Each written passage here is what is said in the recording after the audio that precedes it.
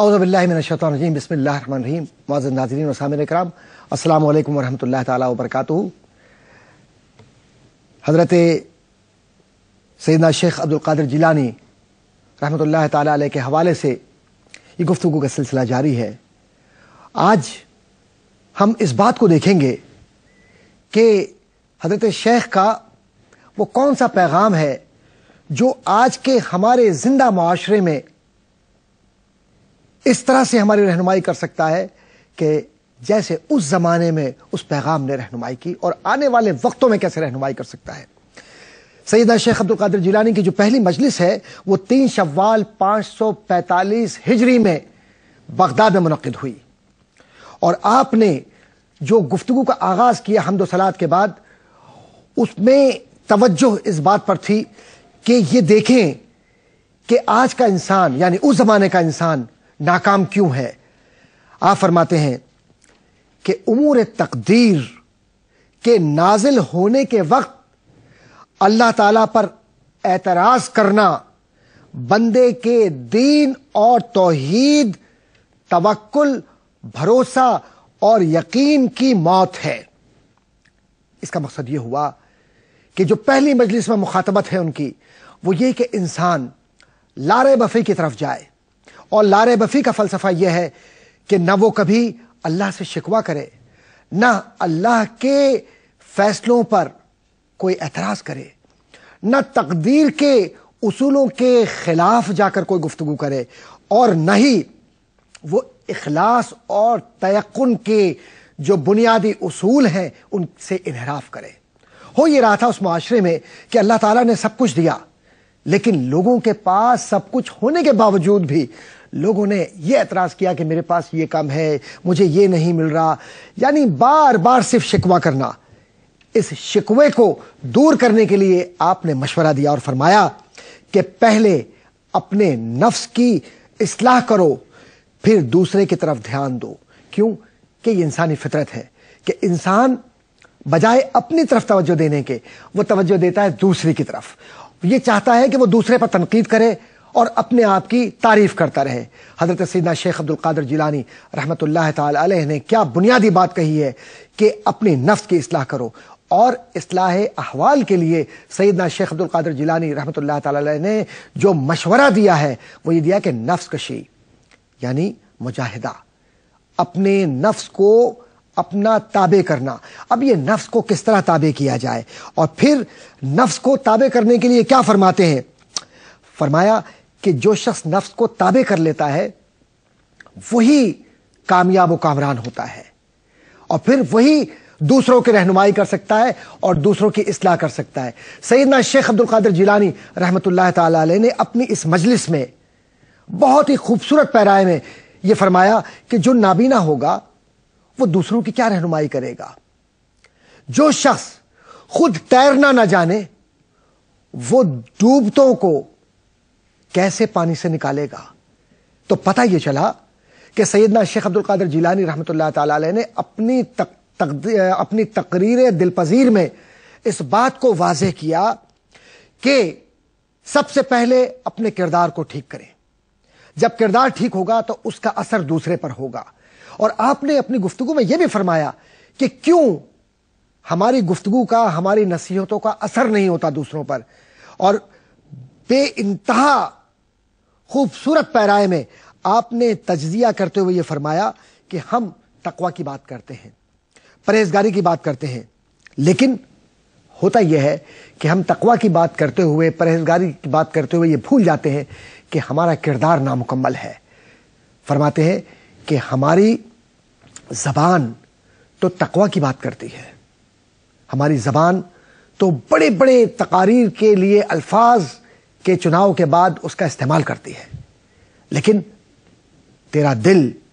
اس کے برعکس کام کرتا ہے۔ یہ دل کیا ہے؟ آپ نے اس میں حدیث بھی نقل کی ہے تاجدار مدینہ صلی اللہ علیہ وسلم کی کہ یہ ایک گوشت کا لوتھڑا ہے، اور اس کے بعد آپ نے اپنی اسی تقریر میں یہ فرمایا کہ اگر دل کو تابع کر لیا جائے، اور دل تابع اس وقت ہوگا جب اپنے نفس کو تابع کریں، اور آپ نے فرمایا کہ سب سے مشکل مرحلہ یہی ہے، لیکن عبدالقادر نے رحمت اللہ تعالی علیہ رضی اللہ تعالیٰ عنہ عبادات، مجاہدات اور اللہ کی بارگاہ میں اپنے آپ کو پیش کر کے اس مقام کو دیکھا اور بڑا اطمینان حاصل کیا۔ حضرت سیدنا شیخ عبد القادر جیلانی رحمۃ اللہ تعالی علیہ 25 سال تک روایات میں ہے مسلسل ریاضت اور مجاہدات کی جانب اپنے آپ کو وقف کیے رہے، اور پھر اسی پر نہیں، 40 سال تک آپ نے واعظ و نصیحت کا سلسلہ جاری رکھا، اور جب یہ معاملات بن گئے تو تب بھی آپ نے اپنے آپ کو مرشد یا مرشد کامل یا ولی کامل یا بہت بڑے عالم یا علامہ کے نام سے کبھی موسوم نہیں کیا۔ اللہ تعالیٰ نے لوگوں کے دلوں میں یہ بات ڈالی کہ ان کو غوث اعظم کہا جائے، ان کو مرشد اعظم کہا جائے، ان کو پیران پیر کہا جائے، ان کو ناقصوں کا رہنما کہا جائے، تاکہ لوگوں کا نقص نکل کر ان میں اکملیت یا شخصیت کی تکمیل کے مراحل سے گزر کے ان کے روحانی معاملات ٹھیک ہو سکے۔ کبھی حضرت شیخ عبد القادر جیلانی رحمۃ اللہ تعالی علیہ نے دعویٰ نہیں کیا، اللہ تعالیٰ نے لوگوں کے دلوں میں یہ بات ڈالی۔ کتب سے یہ بات ثابت ہے کہ آپ نے جب واعظ و نصیحت کا سلسلہ شروع کیا تو شروع میں لوگ بہت کم اس میں ہوا کرتے تھے، لیکن جیسے ہی آپ نے یہ سلسلہ شروع کیا تو رباط یعنی جو آپ کی خانقاہ ہے، اور جہاں خانقاہ قادریہ کے اندر ہم یہ دیکھتے ہیں کہ بہت سارے لوگ آہستہ آہستہ آتے ہیں، وہیں صرف بغداد کے لوگ اس خانقاہ سے منسلک نہیں ہوئے، بلکہ دور دراز کے علاقوں کے لوگ آ کر آپ سے وہ تمام بنیادی فنون جو شریعت کے ہیں، وہ بنیادی فنون آپ سے سیکھنے لگے۔ اب یہ بات میں عرض کرتا چلوں کہ وہ بنیادی فنون یا وہ علوم جو آج کے دور میں درس حدیث میں پڑھائے جاتے ہیں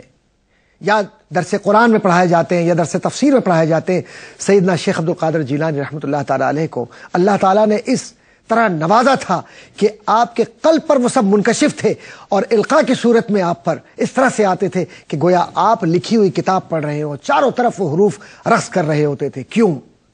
اس لیے کہ ان حروف کو آپ نے اپنی ناموری کے لیے نہیں سیکھا، ان حروف کو آپ نے اپنے آپ کو بڑا ثابت کرنے کے لیے نہیں سیکھا۔ سیدنا شیخ عبد القادر جیلانی رحمۃ اللہ تعالی علیہ نے جس طرح سے ان علوم کے ذریعے لوگوں کو شریعت کی جانب راغب کیا، یہ نگاہ مصطفیٰ کا وہ اثر تھا صلی اللہ علیہ وآلہ وسلم کہ جو ہمیں آج بھی نظر آتا ہے اور کل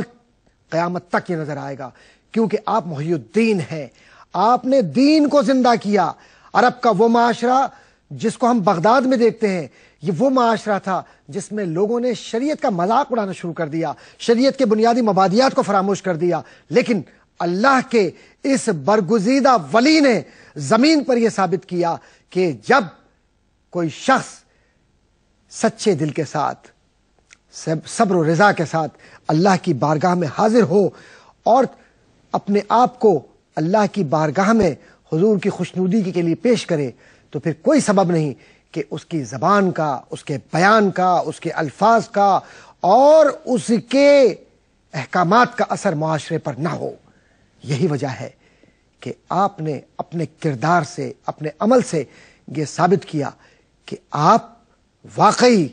محی الدین یعنی دین کو زندہ کرنے والے ہیں۔ اور کیوں نہ ہو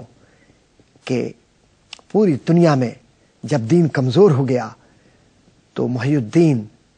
عبد القادر جیلانی نے دین کو زندہ کیا۔ اللہ تعالی ہم سب کو ان کے علوم ظاہریہ و باطنیہ سے فیوز و برکات حاصل کرنے کی توفیق عطا فرمائے، آمین۔ وآخر دعوانا ان الحمدللہ رب العالمین۔ غوث اعظم دستگیر، غوث اعظم دستگیر۔